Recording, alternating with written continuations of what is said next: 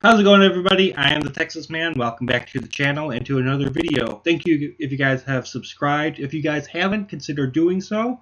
And for those of you who have already subscribed, make sure you guys hit that bell notification button to get notified of any and all upcoming videos coming out here on the channel.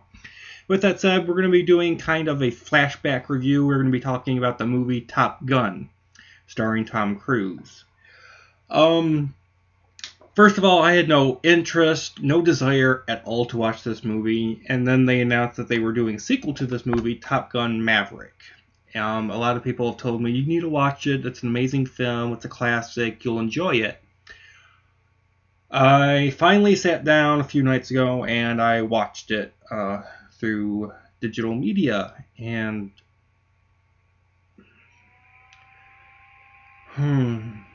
I watched the movie twice, and I honestly just didn't like it. I will be flat out honest with you guys. I didn't like it.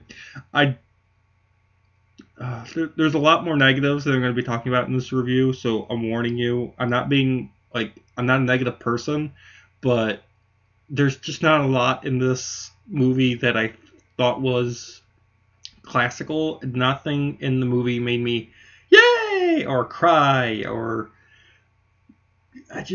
there was no emotional impact. I was watching this movie for about an hour and 49 minutes, and I'm just like, I don't care about anything happening in this movie. And that's a problem. Literally, I almost took a nap. And the only thing that kept me going was popcorn and cherry Coke. But moving on, for positives, this movie excelled at the sound design, capturing the sound of the dogfighting from the airplanes. The sound design did an amazing job. I praised them for that in this film. One of the best things that is in this movie is the sound design quality. Also, it is really cool to see Tom Cruise, to see him so young. It's really scary that he's aged so much and he's still able to do all these live action stunts, and he doesn't really need a stunt double for most of this stuff. It's kind of scary that he could still do all that stuff. And then this movie is flooded with jokes. Not all of them are good. Not all of them stick the landing. But still, this movie is. There are so many jokes in this movie. It's ridiculous. And that's it for positives.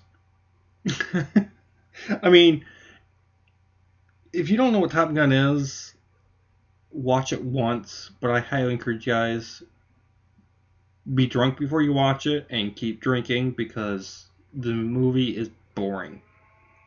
Honestly, I didn't care about this character in the film that gets killed off. I didn't care. I didn't really have an emotional connection to him before he died, and I didn't have an emotional connection to those that were, well known to him or people that cared about him. I just didn't care. I wasn't invested in the characters at all. I didn't care about the combat scenarios. I didn't care. I wasn't invested in anybody. I didn't care about any people's backstory, their character arcs, their motivations. I just didn't care. And the movie tries at times. There's certain plot points that they're trying to get you invested into these characters, but I'm just like, I don't care about any of these characters. I could care less. Honestly, I don't understand why a sequel has been made. This movie is self-contained. This movie has a start, middle... it has a start, middle, and a finish. Sorry for the noise in the background. I'm in the middle of a rainstorm. I do not know why people are requesting a sequel. And then 30 years later, everyone's like, yeah, we're getting a sequel. I'm like, I will be completely honest with you guys.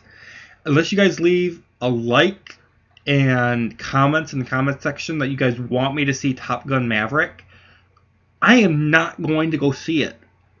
because this movie didn't make me say, "Yay, we need a sequel! We need a sequel!" No, this is one of the movies that does not need a sequel whatsoever, and the fact that it's getting the sequel treatment, I guess Tom Cruise has nothing better to do. Like, spend your energy and make, I don't know, Mission Impossible 7 for crying or something else. Make a sequel to another franchise you're in, dude. Also, this movie has an unnecessary sex scene, and there is so much language that is so unnecessary in this film. It almost became normal. Which is just. I mean, I understand this movie's rated R, but it doesn't mean you have to overfill the film with vile language every 3 minutes. It's like, oh, it's almost like I wanted to put earplugs in. And the language didn't, like I said, add to anyone's character development, anyone's character arcs, no motivation. I feel sad for Tom Cruise, the fact that he was in this movie to begin with. I'm like, the fact that this has Tom Cruise in it should have made it much better. The quality should have been much better. Tom Cruise being young, seeing him in this movie young, is the only saving grace, really. And then the sound design, and then the jokes that are in the film. Other than that, this movie is boring and dull, people. I'm going to stop talking before I start beating a dead horse. But I had no expectations for this film. I was hoping I was going to get blown away, and I was disappointed a lot.